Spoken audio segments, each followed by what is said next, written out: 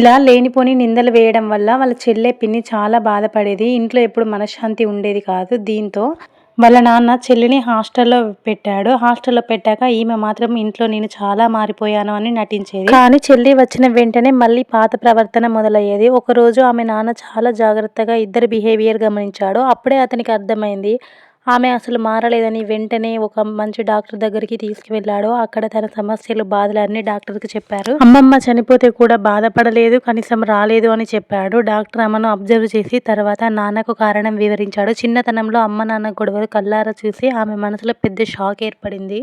ఆ మనస్తాపం పెరుగుతూ పెరుగుతూ భార్యాభర్తలు ఎప్పుడు గొడవ పడతారు, వాళ్ళు ప్రేమగా ఉండరు అనే తప్పుడు నమ్మకంగా మారింది. అదే ఆమె ప్రవర్తనను ఇలా మార్చిందని డాక్టర్ చెప్పాడు. సో ఫ్రెండ్స్, నేను చెప్పేది ఏంటంటే పిల్లల ముందు ఎప్పుడు పెద్దలు అంటే తల్లిదండ్రులు ఎప్పుడు గొడవ పడకూడదు. చిన్న మనసులు కదా, చూసిన దాన్ని నిజం అనుకుంటాయి. కాబట్టి ఏదున్నా మనం పిల్లల ముందు మాత్రం అనుకోకూడదు. ఇదే నేను ఈ వీడియో ద్వారా మీకు చెప్పాలనుకుంది. ఈ వీడియో ద్వారా మీకు ఏమర్థమైందో కామెంట్ చేయండి. వీడియో నచ్చితే చిన్న లైక్ ఇచ్చి వెళ్ళండి. Thank you for watching. Please like, share, subscribe.